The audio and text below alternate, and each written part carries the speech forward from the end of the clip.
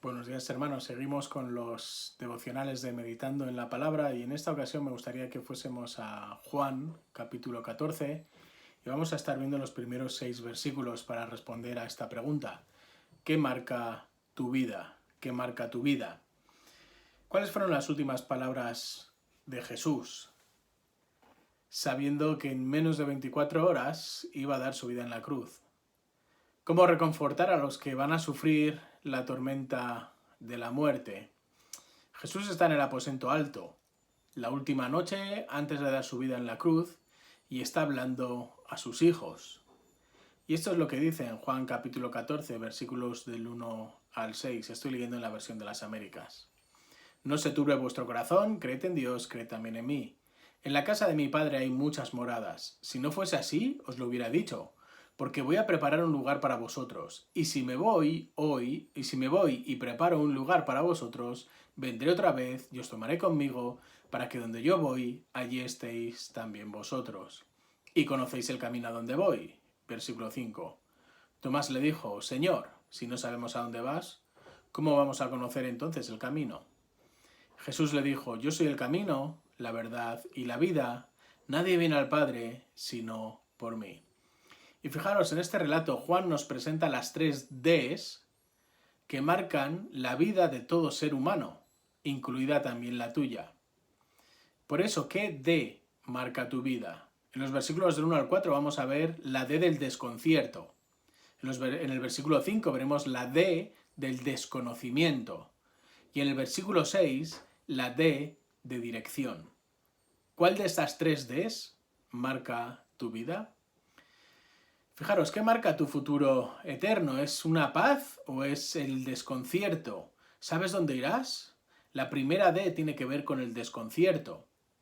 Desconcierto, cuando dice no se turbe vuestro corazón. Esta es una idea que trae a la mente una imagen de un río bravo.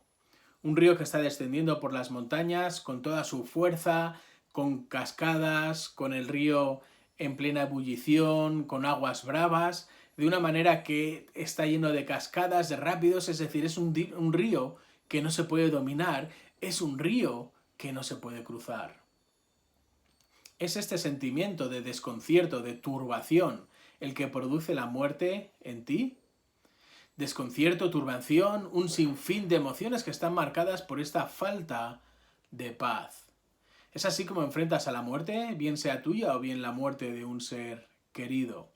Fijaros cómo responde Jesús. Si estás turbado, abrumado y superado por estas circunstancias, la única respuesta es Jesús. Fijaros cómo lo dice al final del versículo B. Creed en Dios, creed también en mí. Porque Jesús ha prometido que volverá a buscar a sus hijos. Jesús se fue a la cruz para abrir el camino al Padre y llevar a sus hijos donde Él está. Así que con la misma certeza que hemos creído en la cruz, creemos que la muerte no tiene la última palabra tampoco.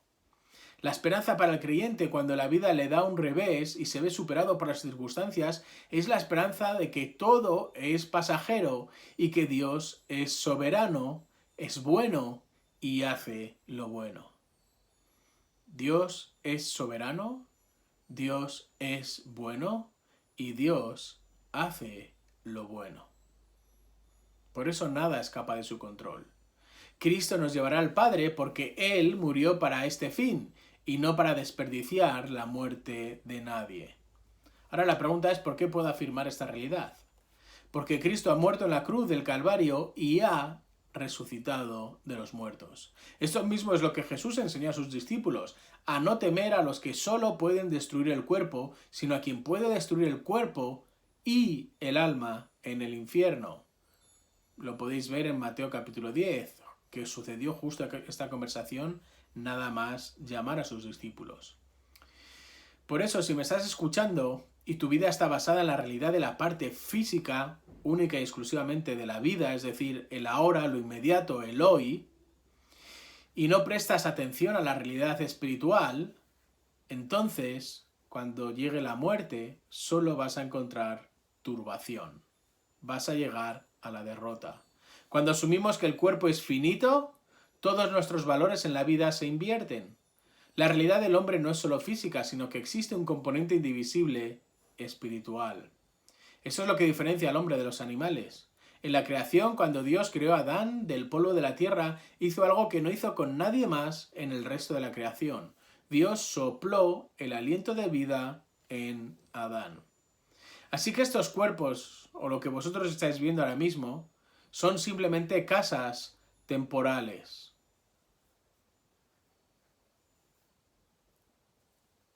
Y lo único que nos recuerdan es que son sencillas, es decir, que es la habitación del espíritu. Es un recordatorio también de nuestra temporalidad. Todos caducamos. Todos los que estamos aquí, todos los que me estáis viendo hoy, en un momento o en otro, dejaremos el cuerpo en el que habitamos. Bien por enfermedad, bien por accidente, bien por deterioro o bien por la propia edad.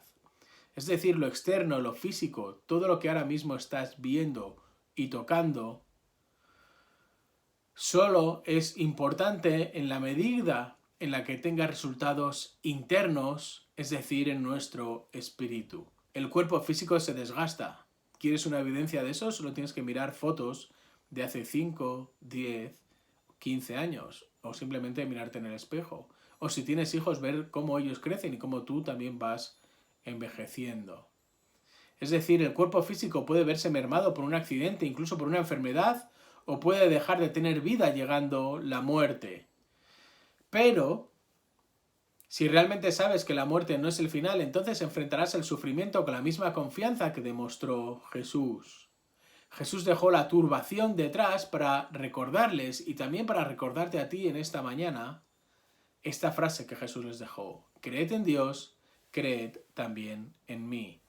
Y esto es el Evangelio, son las buenas noticias, la realidad inquebrantable frente al desconcierto, frente a la turbación, frente a este río indomable, frente a las aguas turbulentas, a los rápidos, a las cascadas. Jesús ofrece un remanso. Jesús ofrece la paz de un lago. Y esto es solo por gracia, solo por fe. Es un regalo que Dios Padre otorga a sus hijos. Esta fe para salvación por medio de la obra de Cristo en la cruz. Y Jesús ha abierto el camino a Dios Padre por medio de la cruz, y Dios ha dado su aprobación. ¿Cómo? Resucitándole, levantándole de entre los muertos. Jesús sabía que iba a morir y su obediencia le llevó a entregar su vida de manera voluntaria en la cruz. Pero no solo hizo eso, sino que consoló a sus discípulos que no entendían qué implicaba y qué significaba su partida. Cuentan de una llamada de un enfermo terminal. Estaba en su lecho de muerte que compartía con otro amigo. Y este amigo le llamó y le preguntó: ¿cómo te encuentras? Y la respuesta fue esta: estoy muy bien, estoy muy bien. La casa en la que habito tantos años está en ruinas, pero el propietario con mayúsculas, mi señor con mayúsculas, me ha dicho que va a desalojarla pronto, pero yo estoy bien. Gracias. Esta es la diferencia entre una cascada, la turbación, el desconcierto, y el lago de paz, esa paz de Dios por medio de Cristo. Por eso, ¿cómo enfrentas la muerte? ¿Estás en el lado de la paz? ¿Estás con Cristo? ¿O estás en el lado de la turbación, de las aguas revueltas, en la D del desconcierto? Así que frente al desconcierto, Dios ofrece paz en Cristo. Pero esta es solo la primera de las D. Es una paz que ofrece Dios por medio de Cristo. Pero fijaros, en el versículo 5 encontramos la segunda D, el desconocimiento. Y si el desconcierto es peligroso, el desconocimiento, el no saber hoy, el no saber qué va a suceder, tiene remedio. Y hoy vamos a ponerle remedio. Fijaros, versículo 5. Tomás le dijo: Señor, si no sabemos, es decir, desconocimiento, a dónde vas, ¿cómo vamos a conocer el camino? Jesús también nos enseña que hay cosas peores que morir. ¿Y qué puede haber peor que morir? Pensamos en muchas ocasiones que la muerte es lo peor que puede pasar a cualquier persona. Nadie quiere que la muerte entre en el círculo familiar o en el círculo de nuestros amigos, mucho menos en el círculo personal. Pero ¿qué hay peor que la muerte? ¿Qué puede haber peor que la muerte. Si hay algo peor que la muerte es rechazar a Cristo. Rechazar a Cristo es peor que la muerte física porque implica no solo la muerte física, sino también la muerte espiritual. Es decir, vas a aniquilar el alma, pero no aniquilarla en el sentido de extinguirla, porque no se extingue, sino que vas a condenarla a una muerte eterna en el infierno, a un sufrimiento eterno en el infierno, alejado de Dios. Rechazar a Cristo es morir la muerte eterna, es rechazar el único camino al Padre. Por eso vivir al máximo, tener una casa bonita, tener una familia perfecta, un buen trabajo, buenos amigos, salud, pero no tener a Jesucristo como Salvador, implica que no tienes nada, porque es el alma la que vive para siempre. Por eso debes invertir en tu alma. ¿Sabes a dónde vas? ¿Sabes dónde va a ir tu alma en el momento de tu muerte? ¿O vives en el mismo desconocimiento de Tomás?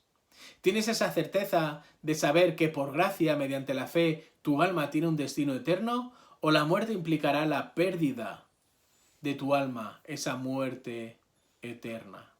La calidad de vida es más importante que la duración de la vida. De nada vale que vivas 100 años si finalmente pierdes tu alma. La muerte más trágica es la del hombre o de la mujer que han vivido muchos años, pero nunca han aprendido de qué va la vida, porque nunca dieron a Cristo el lugar en su vida. Por eso la pregunta no es ¿cuándo me voy a morir? O ¿de qué me voy a morir? Sino ¿cómo puedo vivir para la eternidad? ¿Sabes cuál es la realidad del ser humano? La tuya y la mía es que todos hemos pecado. Y como todos hemos pecado, yo he pecado y tú has pecado, eso implica que no llegas, que no llego, que no alcanzamos la salvación por nuestros propios medios. No puedes quitarte la mancha, las consecuencias ni el estigma del pecado. El profeta Jeremías lo dice así, en Jeremías capítulo 2, versículo 22. Aunque te laves con soda o con lejía y uses mucho jabón, la mancha de tu iniquidad o tu pecado está aún delante de mí, declara el Señor. Así que no hay nada que puedas hacer para ganar el favor de Dios. Por eso Dios tuvo que tomar la iniciativa y enviar a su Hijo Jesús al mundo. No hay un mensaje más importante para tu vida que este ahora. Por eso lee la Biblia, busca a Cristo aquí, en la Biblia, y pide que haga una obra de salvación en tu vida. Arrepiéntete de tu pecado y cree en la obra de Cristo. Confiesa que Jesús es tu Salvador y también tu Señor. Fijaros, Tomás dudó. ¿Cómo vamos a saber el camino?, fue su pregunta. Tomás, cuando le dijeron 3 días después de que Jesús había resucitado, continuó dudando, y es algo que encontramos en Juan capítulo 20, versículos 25. Entonces los otros discípulos le decían, hemos visto al Señor. Pero él les dijo, si no veo sus manos, la señal de los clavos, y meto el dedo en el lugar de sus clavos, y pongo la mano en su costado, no creeré. Por eso no te quedes con este Tomás. No te quedes con el Tomás del capítulo 14, no te quedes con el Tomás del versículo 25, no te quedes aquí dudando del camino, dudando de lo que estás escuchando. No te pido que creas en mí. Probablemente ni me conoces como para saber si soy de fiar. Arrepiéntete de tu pecado y cree en la obra de Cristo en la cruz. Mira cómo Tomás, después de dudar, hizo lo correcto. En el mismo capítulo 20, versículos 26 en adelante. 8 días después, sus discípulos estaban otra vez dentro y Tomás con ellos. Y estando las puertas cerradas, Jesús vino y se puso en medio de ellos y dijo, paz a vosotros. Luego dijo a Tomás, acerca aquí tu dedo, mira mis manos, extiende aquí tu mano, métela en mi costado, y no seas incrédulo, sino creyente. Y respondió Tomás y le dijo, Señor mío y Dios mío. Y Jesús le dijo, ¿porque me has visto has creído? Dichosos, bienaventurados, felices, los que no vieron y sin embargo creyeron. Y es muy importante esta afirmación, lo único que dijo Tomás cuando realmente vio a Jesús resucitado, Señor mío y Dios mío. Una afirmación que implica y que reconoce su salvación. Ahora Tomás llama a Jesús su Señor y su Dios. Tomás se ha dado cuenta de su pecado, de su duda. Y ahora Jesús es mi Señor, le pertenezco y Jesús es mi Dios. Por eso es esta tu confesión. No te quedes con el primer Tomás ahogado en dudas, delante de ese río crecido que es incapaz de cruzar. No te quedes con el Tomás que es incapaz de vencer ese desconocimiento y ese desconcierto que hemos visto hasta ahora. Quédate con el Tomás que ha vencido sus dudas y reconoce que Jesús es el Señor y su Salvador. ¿Quién es Jesús para ti? Frente al desconcierto, paz. Frente al desconocimiento, Cristo. Por último, vamos a ver la última D. Hemos visto el desconcierto, hemos visto el desconocimiento. Y en el versículo 6 vemos la dirección, la tercera y última D, que es la adecuada. Jesús les dijo: yo soy el camino y la verdad y la vida. Nadie viene al Padre sino por mí. Y finalmente Jesús enseña a Tomás y te enseña a ti también que la vida existe más allá de la tumba y que la muerte es simplemente la puerta de entrada a esa vida eterna. Por eso Jesús se identifica como el camino, como la verdad y como la vida. Y fijaros, no está dando varias opciones, sino que está utilizando un artículo determinado. No soy uno de los caminos, no soy una de las verdades, ni soy una de las vidas, sino que yo soy el camino, yo soy la verdad y yo soy la vida. Por eso busca a Cristo. Y si quieres buscarlo, tienes que venir a la Biblia. Busca a Cristo, búscalo en su palabra. Arrepiéntete de tu pecado y cree en la obra de Dios. Nunca tendrás un futuro eterno sin reconocer a Jesucristo como tu Salvador y como Señor personal. Poco antes de su muerte, Moody dijo: algún día leerás que he muerto. No lo creas. En ese mismo momento estaré más vivo de lo que estoy ahora. Moody, Tomás, pasaron del desconcierto, del desconocimiento a la dirección correcta por medio de la gracia de Dios a través de la fe en la obra en Cristo Jesús. Arrepiéntete de tus pecados y cree en Jesús. No dejes que tu vida esté marcada por el desconcierto, por el desconocimiento, sino por la dirección adecuada de la paz de Cristo, por gracia, por medio de la fe. Que tengáis un buen día.